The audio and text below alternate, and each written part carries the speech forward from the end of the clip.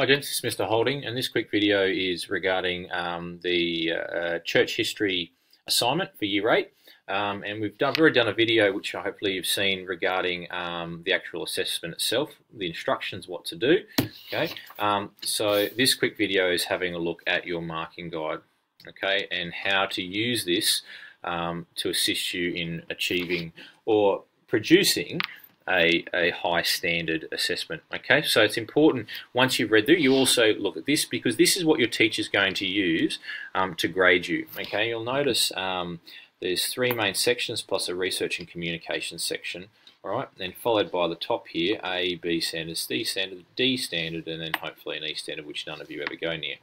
All right, so a lot of information on this page. All right, but it's probably worthwhile saying is that you can simplify it by getting rid of all that and just focusing on the A standard and aiming for that. Now, that doesn't mean everybody's going to achieve that every time, but if you're looking at these ones, you know what an A standard is asking for you, okay, and you can go about trying to achieve that, okay. So the three areas that correspond with the three criteria is retrieval and comprehension, okay, which means students explore contextual information about the key reformers or events in the Catholic Church between 650 and 1750 CE. Analytical processes, analysis of key events or reformers in the Catholic Church history between 650 and 750 CE, and evaluates the importance of these events or reformers in the history of the Catholic Church. Let's look back here. Okay, you might remember them from these three sections here. All right, so my finger's leaking.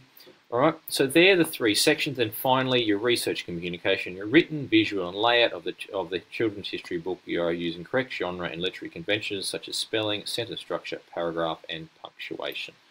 All right, forget about the history book section. We're just doing our paragraphs. Okay, so as long as it's written well, it's presented well, have you got headings? Are they in an appropriate way? Have you given spacings? Are you using in-text referencing?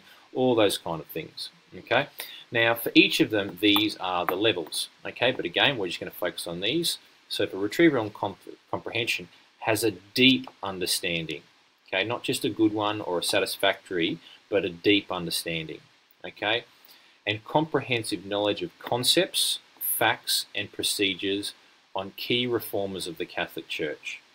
Okay, so you've described and explained, you've shown a good understanding of your two chosen people or your person and event, or your two chosen events. You've shown the facts. Okay, you haven't just gone, oh, you know, Martin Luther was a person back in the day. You've talked about who he was, where he was from, what order he was associated with, what his problem with.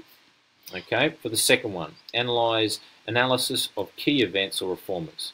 Okay, so your analysis, you break down what's going on. Okay, so for Martin Luther, you might be talking about what went on, what was his key concerns, why were they a concern to him, why were they happening at that particular time, what was the history behind what was happening. So you're breaking it down and analysing it as to why it was going on and why he had a problem, or the person, or what went on, and you're going into those finer details.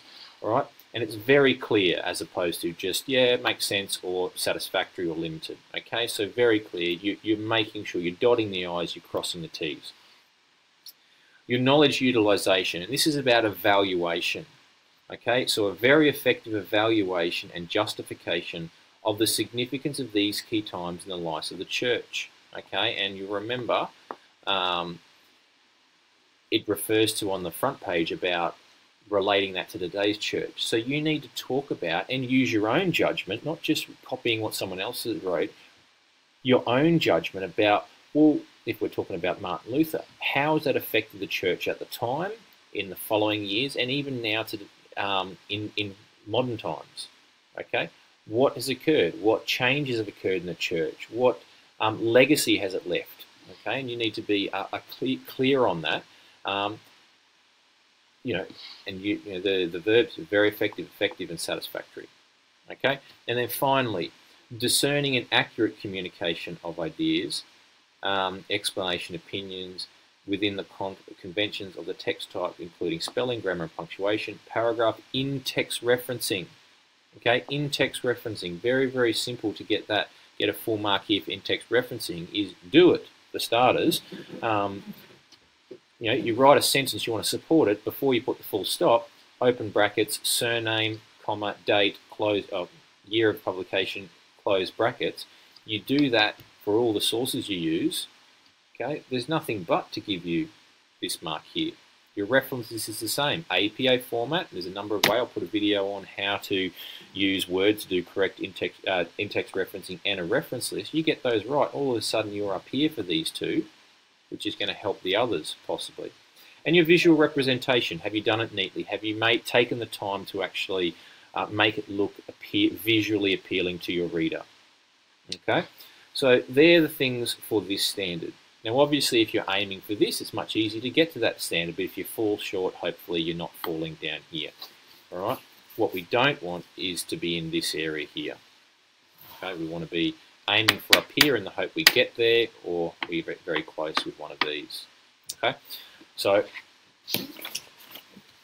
that's that's for starters, that's how your teacher's going to be marking you, so it's important you understand that so you can target your work towards what your teacher's looking for. Make sure you've read this as we discussed in the last video, but hopefully you found this helpful. Okay, thanks gents.